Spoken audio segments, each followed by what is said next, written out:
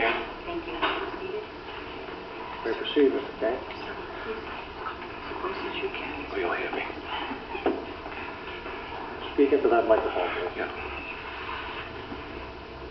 I'd like to thank you, Judge Darrigan, for allowing me to speak before the court on behalf of myself and my family.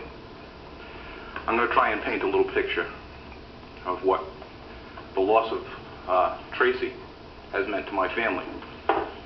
I have before me two pictures that are very hard to look at. My mother sat very proudly every time the four boys walked in the house. And every time the four of us were around, she would ask the same questions, which drove each and every one of us, all four of us, right out of our tree. Come on, boys, it's time to line up. It's time for the picture. And all four of us would begrudgingly stand up. Okay, get in order, Jody, Tracy, Dana, Lonnie, all four of you, so I can get you in order of age. And all four of us would mouth off, and my father would be in the background. Come on, boys, just one more minute. She'll get her picture and you can disperse. We'd get up, she'd take her picture, and we'd all laugh. I'd stand on my toes, just so I could be bigger than my baby brother, Tracy. And how could you be bigger than Tracy? He was 6'1", 330 pounds. I'm a mere 200 pounds. There's no way I could be that big. But I would stand on my toes, and in every picture you see me next to Tracy, I would be taller. Come to find out, that was the joke. Tracy knew it all the time, that I was standing there on my toes, trying to be bigger than him. Picture 3 years later, the new picture from February 20th. 3 boys together, standing before their mother, who has had a hard enough time dealing with the loss of one child, asking the 3 of us to now stand up so she can have her picture. And again, we all 3 of us now begrudgingly stand up, and we stand up in line. And I myself feel very strange not standing next to my little big brother Tracy. And I have to stand next to my brother Dana, which I've never done in a picture.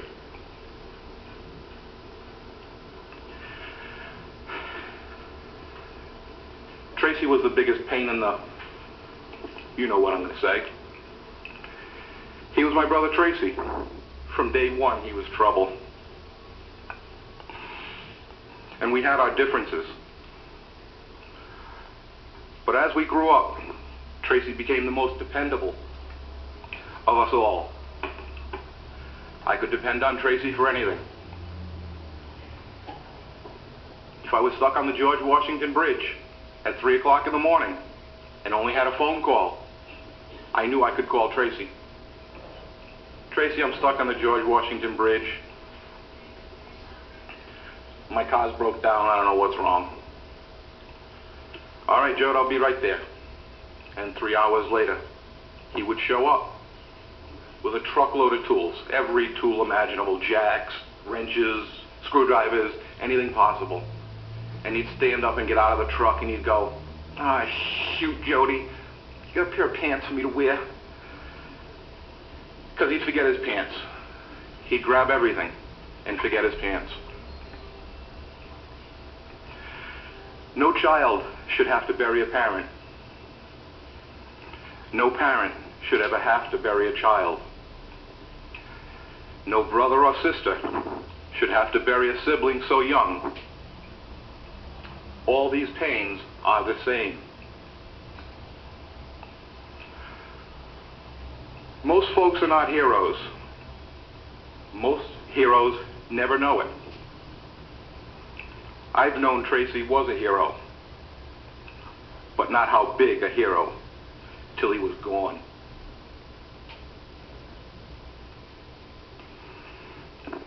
And that is only through stories of others I found out what kind of hero he was, how many lives he touched, and how many lives he saved.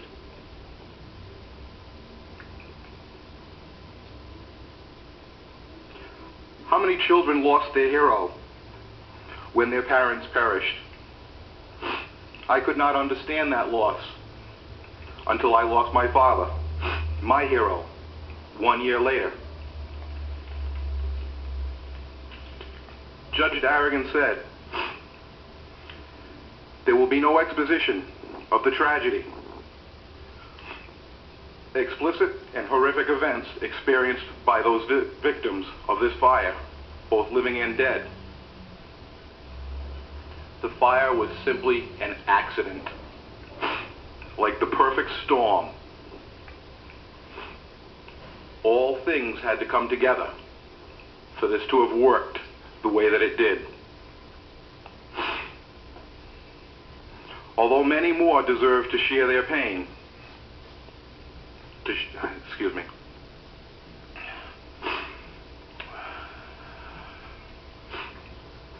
Let me backtrack a little bit.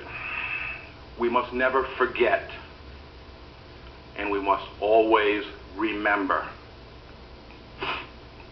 The lesson is, with this fire, is to not ever let it happen again. Although many more deserve the share of the blame, these plea agreements are the best thing for all parties concerned. The victims, their families, the jurors, and the witnesses who would have been forced to relive this tragedy, as well as the state of Rhode Island as a whole.